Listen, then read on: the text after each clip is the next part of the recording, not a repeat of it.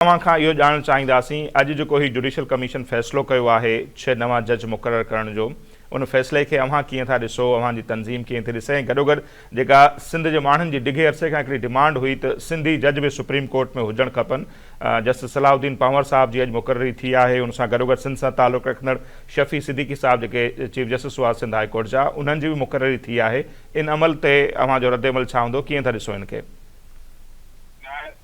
ख़ुशाइन ॻाल्हि आहे असांजो सिंध जे माण्हुनि जो ऐं Sindh high court bar association जो इहो पुराणो मुतालबो हुयो त सुप्रीम कोर्ट ऑफ पाकिस्तान में हिकिड़ो बि सिंधी ॻाल्हाईंदड़ जज कोन्हे। अरसे दराज़ आख़िरी दफ़ो हिते जस्टिस फैसल अरब साहब हुए सिंधी ॻाल्हाईंदड़ जज, हुन खां पोइ कॾहिं बि न आयो आहे। त इहो हिकिड़ी ख़ुशाइन ॻाल्हि आहे। जस्टिस सलाउद्दीन अहमद क़ौमी ऐं लोकल इशूज़ ते हमेशह हुननि जो पंहिंजो प्रोएक्टिव रोल रहियो आहे। साॻीअ तरह जेके ॿिया एलिवेशन्स बि थियनि सभु मोतबर ऐं रेप्यूटेड जजिस आहिनि, असां हिननि खे वेलकम बि कयूं था ऐं निहायत ख़ुशाइन अमल आहे इहो। सही। अच्छा, वरी उन अमल जे ख़िलाफ़ ॾिसूं था त कुझु जेका वकील बिरादरी आहे उहा नाराज़ बि आहे, ऐं अॼु जेको इस्लामाबाद में एहतजाज थियो आहे जंहिंमें ॾिसूं था त वॾा वॾा नाला जेके माज़ी में परवेज़ मुशर्रफ जे ख़िलाफ़ जंहिंजी तहरीक हुई, मुनीर मलिक साहब हुजनि, अली अहमद कुर्द साहब, इवन कराची बार जा जेके अॻवान आहिनि रहमान कोराई ऐं उहे ॿिया, उन्हनि जो वरी सख़्तु रद्द अमल आहे। उहे चवंदा 6वीं आइनी तरमीम खे बि रद्द कयो, जुडिशियल कमीशन जो अॼोको इजलास बि न थियणु खपे हा। इहो जेको वरी वकीलनि जो एहतजाज आहे उनखे कीअं पिया ॾिसो अव्हां? ॾिसो, इहो हिकिड़ो सियासी एजेंडा आहे जेको तव्हां सभिनी खे ख़बर आहे त हिकिड़ी पॉलिटिकल पार्टी आहे जेका अपोज़िशन में वेही पंहिंजे सियासी एजेंडा खे वकीलनि जे थ्रू पुश करे पई।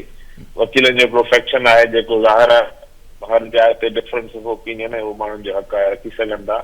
कराची बार एसोसिएशन जा जेके मेंबर्स उते विया आहिनि उहो उनजो हक़ आहे, उहो भले वञनि। बाक़ी वकला बिरादरी by and large Pakistan bar council जेका पूरे पाकिस्तान जे वकीलनि जो रेगुलेटर आहे, उन खां पोइ supreme court bar association of Pakistan, Punjab bar council, KPK bar council, Balochistan high court bar association ऐं Sindh high court bar association इन अमल जो ख़ैर मक़दम कयो आहे। ऐं हितां ज़ाहिर थिए थो त जेके बि नुमाइंदा तंज़ीमूं आहिनि उहे इन्हनि एलिवेशन्स जे हक़ में आहिनि ऐं उहे 6वीं अमेंडमेंट खे बि उन्हनि जमहूरियत जो हक़ सम्झी, छाकाणि त जेका बि जेके माण्हू 6वीं अमेंडमेंट जा मुखालिफ़ आहिनि उहे दरअसल हिन पार्लियामेंट जा मुखालिफ़ आहिनि। उहे सम्झनि था त इलेक्शन फेयर न थी वञे। उहो इलेक्शन फेयर थियणु न थियणु इहो हिकिड़ी पॉलिटिकल पार्टी जो मौक़िफ़ आहे, ॿार जो मौक़िफ़ न आहे।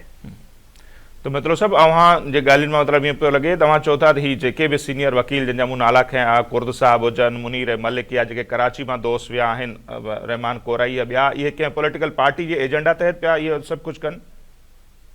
बिल्कुलु इहा शइ अञा आहे। ॾिसो, मुनीर मलिक साहब या ॿिया जेके बि नाला आहिनि, ज़ाती पंहिंजे जेको बि मौक़िफ़ आहे, मां कंहिं बि माण्हू जे मथां को लेबल नथो हणणु चाहियां।